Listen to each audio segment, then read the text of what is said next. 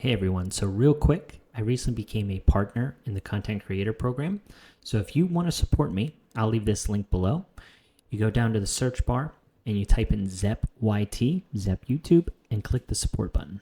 If you do this, if I get to 30 supporters, I'll be able to give out codes to my supporters, and I also get a small percentage back of what you guys spend in game for points to use in the game to be a little more inefficient with my time and energy to get you more valuable content. So if you want to do that, I'd really appreciate it. But anyway, back to the video. Hey everyone, and welcome back to another King Arthur Legends Rise video. So in today's video, guys, we are going to be talking everything equipment. Now, when I say that, I mean understanding what your equipment pieces actually do, the main stats that you want to be looking on some of these equipment, substats as well. We'll talk about keepsakes a little bit, which are these bottom three pieces here. They're a little harder to unlock because they're kind of gated in specific areas, but they are important, so we will talk about them.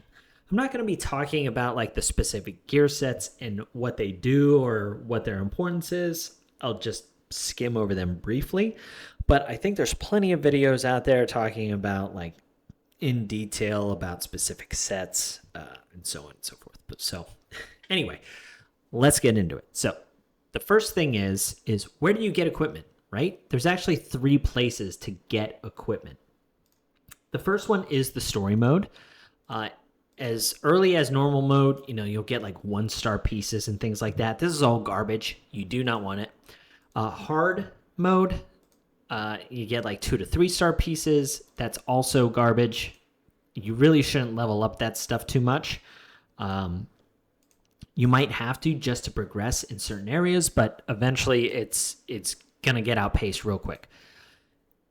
In hell mode, you do drop 4-star pieces, which could be useful. However, the pieces that the story mode drops aren't going to be very useful, especially when you're able to beat hell mode. So you can basically ignore the story mode for your gear. The second place to get gear is in the actual gear dungeons. Now there's 3 of them, and they do unlock at different stages of you beating story mode. So if you don't have them unlocked yet, you just have to keep beating story mode until it is unlocked. Now these first 2 dungeons, the offensive and defensive equipment sets, these 2 dungeons are your equipment, and then the bottom one are the keepsakes, which are those 3 bottom pieces that we talked about, which we'll touch on in a bit. So these dungeons drop specific gear sets. This first one drops the attack, critical, and speed set. These are all useful sets. They're pretty good. The problem is this boss, I think, is a little bit more difficult than this boss. But this boss drops worse gear. So the life set and defense set actually aren't that bad. Like, they're okay pieces of gear because you only need 2 pieces of them to actually get their bonus. So I think people kind of underrate that a little bit, but they are nowhere near as good as like the speed set. The speed set is just really good. Critical set can be really important early game to try and get 100% crit rate. So stuff like that matters. But aside from the actual gear, these dungeons drop something more important. So they drop the gear, whether it's the necklace, ring, earrings, or the helmet, chest, or boots, but they also drop materials. Now, these 2 pieces of material here, right, the ingot of protection and then the ingot of beauty, are needed to craft different pieces of gear. And as you see, there's rarities too. So this is a rare piece, while this is an uncommon piece. These pieces can craft different levels of gear. So 3, 4, 5, 6-star gear, right? And we'll talk about that in a second. But this is the most important part of these dungeons. Yes, the gear is important, but the actual crafting material, where it says here equipment crafting material, is the most important part. Because in this game, the third way to get gear is from the forge, where you can craft gear. So you see on the right, there's a bunch of different gear sets, 6 of which are already farmable with those gear dungeons that I talked about. So the attack, critical set, speed set, defense, life, and drain, all available to you just by farming that dungeon. If you've watched any other videos, they'll tell you not to craft this gear. I agree. You really shouldn't waste materials on this because you can just go farm it. There's no reason to waste these ingots, which I was telling you about, to craft pieces of gear that you could just get by beating those dungeons. Now, the gear sets that aren't farmable, that you have to craft to actually get, are actually, almost all of them are really good and useful. There's 2 that aren't useful, and we'll talk about that. The damage set is very good. Critical strike damage up 15%. Very nice for a 2-piece set. This accuracy set is certainly underrated. Effect accuracy 30% for 2 pieces can really make the difference of you landing your debuffs or reducing attack gauge on support heroes. Stuff like this really matters. So I think this goes under the radar a little bit. So accuracy set is very good. The resistance set, this is more of a PvP set, and I don't think it's very useful. This is one of the ones that I think is useless. And then also the heal set. The recovery given by 35% is actually really nice. The problem is that it's a 4-piece set. If this was a 2-piece set and they reduce this down to like 15% or something, it might be more useful. But the problem is this heal set actually competes with the vigor set. This vigor set is also a 4-piece set. And if, again, you've watched any videos on this, people will tell you that this is the best gear set in the game, and I agree, it is. And it should go on basically every single hero that you can fit it on, other than maybe damage dealers. But all of your support heroes, healers, all of those people should be wearing this vigor set, if you can have good enough gear. The counter set's also pretty good. It's a 2-piece set. And if you have 6 pieces of it on, every time your hero is hit, you actually have over a 50% chance to counterattack. There's a couple of heroes in the game that whenever they counterattack, they actually counterattack with like a really good skill. They usually have to have multiple copies of those heroes to unlock the chivalry, but it is something that I don't think should go unnoticed. And then the elemental set, which turns any of your heroes that do attacks into a hero that could possibly inflict damage over time. So there's some really cool sets in here that aren't available from the equipment dungeons that really need these materials to craft. So when you're crafting different rarities or grades, from 3 to 4 star, they all have this generic runestone. So you see here, all of these sets just take these runestones. So if you want to have like a 2-piece set of counter, but you don't want to waste some of your higher grade materials, it's okay to try and get 4-star pieces of this to unlock that. I don't think that's bad. You should take advantage of these generic materials. However, whenever you jump up to like 4 and 5-star, you'll see that each of these sets require kind of a unique crafting material. Some of them are shared between sets, like the counter set and let's see here. The counter set. Oh, actually, the counter set is unique. But see, the damage set shares this material along with the speed set. So the speed set and the damage set all share the same material. And then you have different other materials. Defense set has the same, drain set, but then counter has its own, vigor has its own, and elemental has its own. And then when you jump up to 5 to 6-star, it gets even higher grades. So this goes to mythic versus 4 to 5-star, which was legendary. So these items are pretty rare, and they should not go, you should not use them willy-nilly, okay? They're time consuming to farm, and you only get a couple different shots at actually crafting, the type of pieces that you need. On top of that, it also costs you gold, wood, and steel. So these things are like costly to do, and they shouldn't be taken lightly. One last thing on the crafting materials before we actually talk about your gear sets are these 2 pieces up here. You actually have to click these to activate them. what they do is they unlock like a higher percentage whenever you're crafting gear for it to be a higher rarity, like from 4 to 5 star, or a higher grade. So from like uncommon, rare to legendary, stuff like that. And all those things matter as well, which we'll talk about. So that's a quick thing on how to actually acquire the equipment. Now let's talk about the stats that you want to look for in your equipment. So we'll take a look at Bedivere here. All right.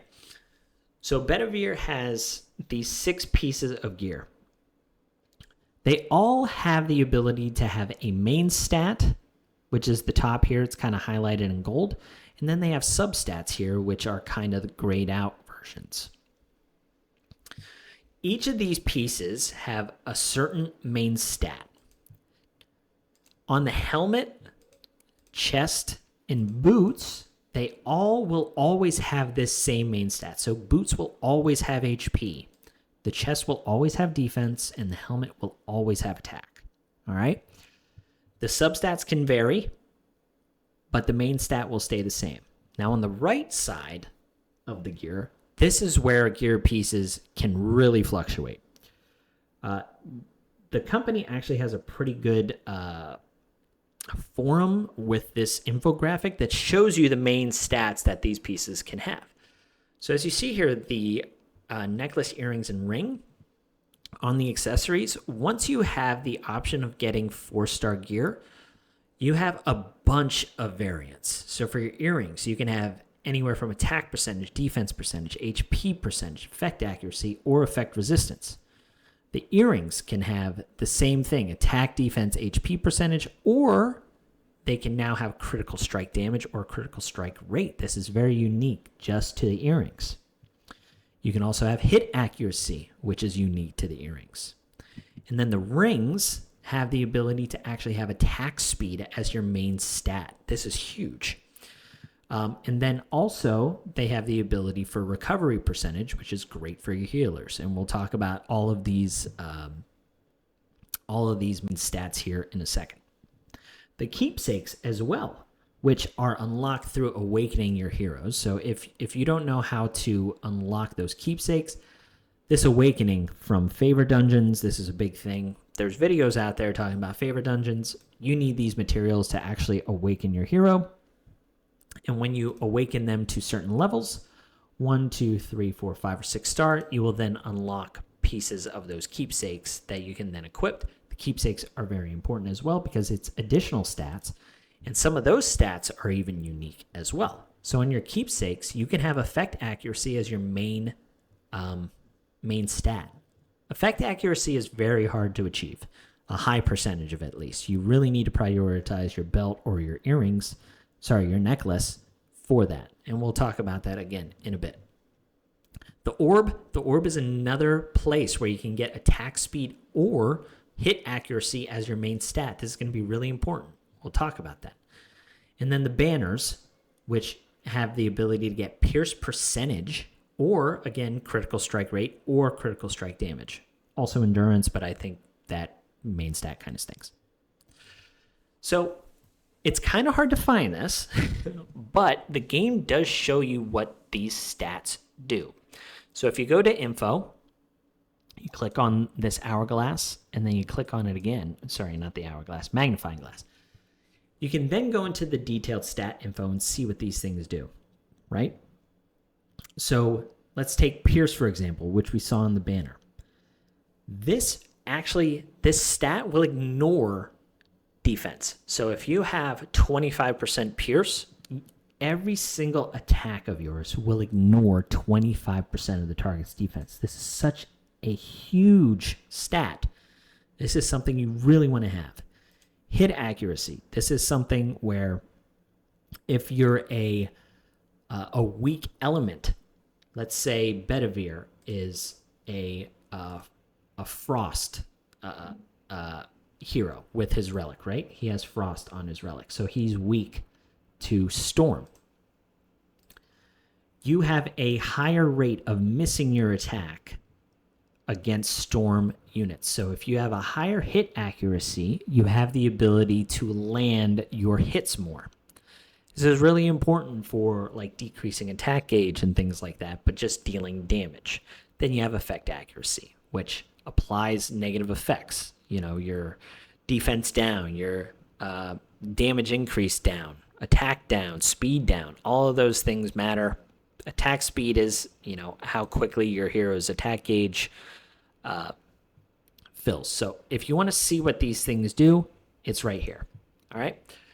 So let's talk about the individual things that you kind of want to be looking for in regards to your equipment for different types of heroes. So for your attack-centric heroes, these are your damage dealers. The things that you want to prioritize on your damage dealers for your main stats. On your necklace, you want to prioritize attack percentage. All right, this is the easiest piece to maximize attack percentage, because the other two pieces down here, these are where things get a little trickier. Okay, on your earrings, hit accuracy is really important for your damage dealers. If they don't have high enough hit accuracy and they're missing, it doesn't matter how much attack percentage or crit damage they have, because all of those misses are going to do such little amounts of damage, even if your crit damage is through the roof, right? So hit accuracy is really important. The reason why I say like you don't need hit accuracy on all of your damage dealers here is it's possible to get hit accuracy rolls on substats for your boots or your helmets or whatever. So maybe you have high enough hit accuracy here or on your orb where you don't need it here, and you can prioritize something like crit damage. If you can utilize a crit damage earring with maybe hit accuracy or something on it, which, you know, none of these have, which is probably why he's not wearing them. But then maybe you don't need hit accuracy here. But because I don't, I have hit accuracy, but some nice rolls on crit damage. That's why I'm utilizing this. Now, for your ring, when we were talking about this, going over all the main stats that are available to you, attack speed can only be found on this ring. You can't get attack speed as a main stat anywhere else. You can get it as a substat, right? But see, this is only for attack speed. I don't have any rolls or anything there. But here's another 4 speed. So I have 8 speed on my substats. But if you look at attack speed on the ring, it can be 42. Like, this is going to be so hard to try and find just on substat rolls. So attack speed is just so key to have on your ring, because it's just almost impossible to make up on the substats. Now, I know you're sacrificing a lot of attack whenever you transition to attack speed, but the way you need to think about it is, in Bedivir's case, his attack speed is 118. If you can get his attack speed up to 170, 200, right? Let's say even double, right? 236 speed, but his attack goes down to 2,500. In this scenario, Bedivere will get 2 attacks at 2,500 versus 1 attack with only 4,000 attack, right? So if he's attacking twice at 2,500, he's actually attacking for 5,000 instead of attacking for 4,000 one time at 118 speed. So that's why attack speed is really important. Now, I can't get his speed that high, which is why I'm going with the gear sets that I have, but I hope you understand the point. So when it comes to damage dealers, you really want high attack. You want a decent amount of attack speed if you can get it. However, you're probably going to prioritize damage over speed at the beginning. And then you want to prioritize your crit rate, your crit damage, and your hit accuracy. Those are the things that are going to matter on your damage dealers. hit accuracy, attack speed, crit rate, crit damage, and attack. So damage dealers can certainly be hard to kind of gear. What's even harder to gear, I think, are damage dealers that have some type of debuff. Like if you take Irrit here, on her relics and on her passives, she has the ability to land Mark on somebody. It's somewhere around here. Let's just take her relic. So she has a 60% chance to inflict Mark. This Mark requires effect accuracy, right? So not only is she a damage dealer, but it's really important to her skill set to have Mark on the enemy because she deals additional damage if the target has Mark. So she needs damage, she needs effect accuracy, she still needs enough speed, and you have to have her be able to survive. So you see her attack stat is way less than Bedivere's. And I haven't even done a good job at having effect accuracy. I told you that I was going to have some heroes in here that didn't really have good gear. Her attack speed's low. This is a poorly geared hero. So if I were doing things correctly, you see that her crit damage and her crit rate is a little bit higher, but her attack stat and all of those things are low. I don't even know what her hit accuracy is. So her hit accuracy is pitiful. Look at this. Such a poorly geared character. So yeah, I need to prioritize different things if I want to maximize the amount of damage that this hero can do. When it comes to your support heroes, right? So support heroes. I talked about Ain in her own video. I think she's extremely easy to gear. The reason why is Ain doesn't have to land any debuffs. I also don't need her to deal any damage. She doesn't need to do any of those things. All I need her to do is apply her buffs to my team. So I need her to just be strong enough, so higher HP, high defense, and that's about it. If she was faster, it might be a good thing, but she doesn't need effect accuracy. Effect resistance is whatever, it's just so she doesn't get controlled. But from her equipment standpoint, I can just do HP percentage. I can even do flat attack. Who cares? You know, this is because of the Vigor set. Like, this set is more important to her than whatever stat is available because she doesn't require all of those necessary stats that Bedivere has just to be effective, right? So yeah, I have her in attack percentage, but this could be HP percentage. Ideally, this would be HP percentage. Those things don't matter. The last thing I'll mention is somebody like Jillian. The reason why we need to mention her specifically is because of this recovery percentage. This is a really important stat for healers. It's completely irrelevant to all other heroes in the game, as it only affects one thing when it comes to these healers. If you look at the recovery percentage, this says it affects the potency of HP recovery effects used by this hero.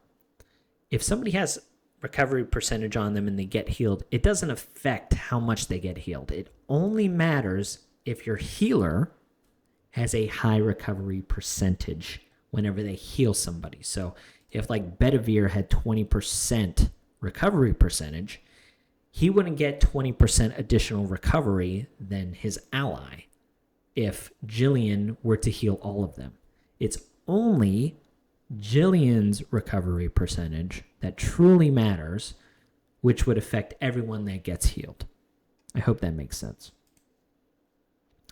Yeah, so Jillian is actually kind of hard to gear as well because Jillian has the ability to reduce the attack gauge, and attack gauge reduction requires effect accuracy. And she only has 23% effect accuracy. But then she also needs high HP because her healing is based on her HP. So heroes like Jillian that heal, you also want her fast because the more turns she takes, the more she's going to be able to heal people. You see what I'm getting at? So if you just prioritize like one or two things, your heroes probably aren't going to work as optimally as possible. So you really want to prioritize the right stats.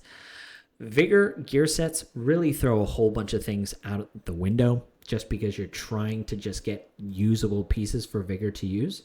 I do have some okay pieces here with HP percentage on both of my necklace and ring. And then here we have a life set with HP percentage as well.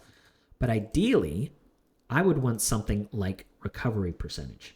I think recovery is extremely important on, heroes like Jillian. So on the ring, you can get recovery percentage. Now, this is where you're going to be battling with attack speed, right? I don't know when recovery would be better than attack speed.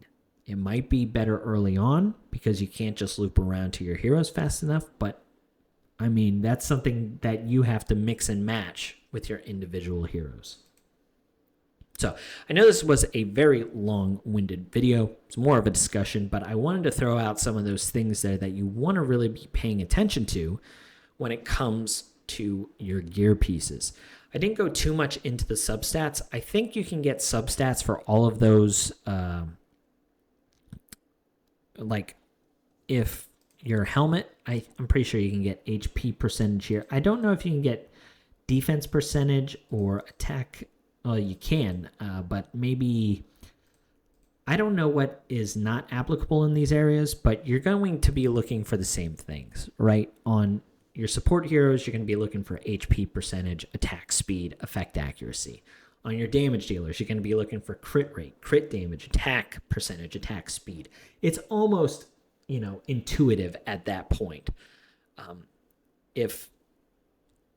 If certain things don't matter to them, like recovery percentage, effect accuracy, don't have it on substats. It's pretty straightforward at that point. But yeah, just one last thing before I go. These keepsakes, effect accuracy is very, very strong on your belt. That's going to be the main thing that you're looking for support heroes. When it comes to your damage dealers, attack percentage, flat attack is what you're going to be looking for. This orb, this is a toss-up. Recovery can be useful sometimes, but this is the only other piece other than your ring where attack speed can land. So attack speed is going to be the main thing that you're looking for on the orb for basically all of your characters. And then on the banner, so when it comes to the banners, you have the ability to get crit damage, which is amazing. Endurance, you should not worry about. I don't even want to tell you what it does. Pierce, this is ignoring defense percentage. So if I have somebody with Pierce percentage, they will ignore 5.71% of the target's defense every time they attack. This is a great piece for damage dealers. You have crit damage, and then you also have crit rate.